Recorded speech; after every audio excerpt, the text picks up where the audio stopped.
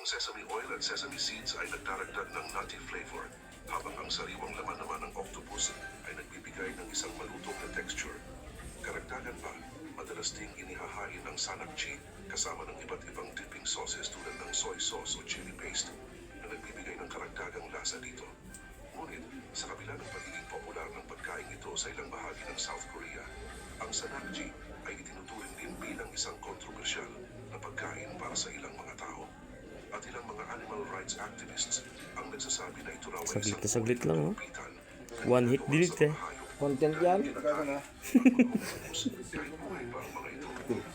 Sa katunayan, Para sa mga mga vloggers ang nagbabahagi ng kanilang karanasan patungkol sa pagkain ng sanakchi.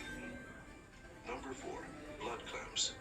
Ang blood clams o Anatara granosa ay isang uri ng shellfish na sikat sa ilang bansa tulad ng China, Thailand at iba pang bahagi ng Southeast Asia. Bagamat masarap at kilalang delicacy, ang blood clams ay mapanganib dahil maaari itong magdulot ng malubhang food poisoning.